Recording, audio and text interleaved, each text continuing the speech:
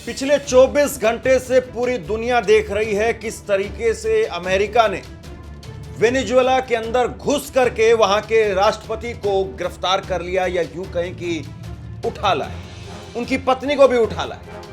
और एक तरीके से डोनाल्ड ट्रंप की इसको गुंडागर्दी कहा जा रहा है, और यह भी कहा जा रहा है कि डोनाल्ड ट्रंप केवल यहीं इसी पॉइंट पर रुकने वाले आदमी नहीं है। भारत में भी ये कदम जो उठाया गया अमेरिका की तरफ से वेनेजुएला के साथ में, इसको लेकर के विरोध शुरू हो गया है और लोग बाकायदा सड़कों पर उतर करके सामने आए। भारत की सरकार ने ऑफिशियल तौर पर बहुत कुछ नहीं कहा है, लेकिन अपने लोगों के लिए एक एडवाइजरी जरूर जारी कर दी है। चीन की तरफ से इस पर एक बयान सामने आया है, लेकिन बयान में बहुत कुछ खास नहीं है।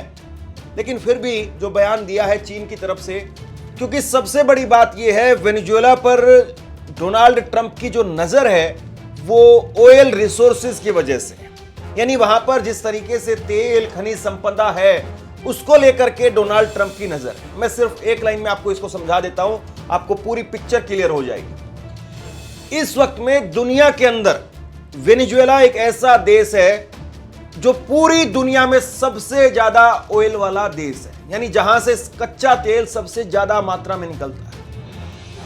वेनेजुएला की कुल आबादी तकरीबन 3 करोड़ है, यानी जितनी दिल्ली की आबादी है उसे थोड़ी बहुत और लगा लीजिए आप।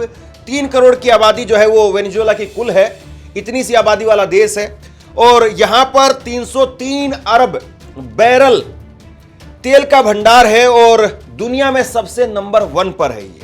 वहीं 270 अरब डॉलर के साथ में सऊदी अरब दूसरे नंबर पर है। एक तरीके से तेल पर नजर थी और तेल पर नजर की वजह से ही ये सारा मामला हुआ है। और अगर आपको समझ में नहीं आ रहा है तो जरा ये एक ट्वीट आप देख लीजिए।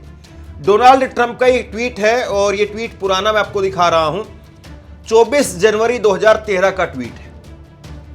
24 जनवरी 2013 को डोनाल्ड ट्रंप ट्वीट करते हैं और ट्वीट करके कहते हैं कि I still can't believe we left Iraq without the oil.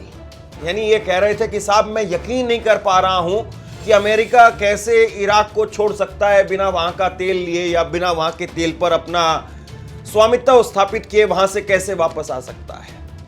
तो ये अमेरिका की एक तरीके से बहुत पहले से नीति रणनीति रही है कि वो ऐसे ही अलग अलग देशों के मुल्कों को अपने चुंगल में लेता है, और अगर कोई उसके सामने नहीं सरेंडर करने के लिए तैयार होता है तो वहां के राष्ट्राध्यक्षों को उठवा लेता है, या उस पर आरोप लगता है। सद्दाम हुसैन पर भी इसी तरह से आरोप लगाए गए थे, बाद में सद्दाम हुसैन को माफी दी गई।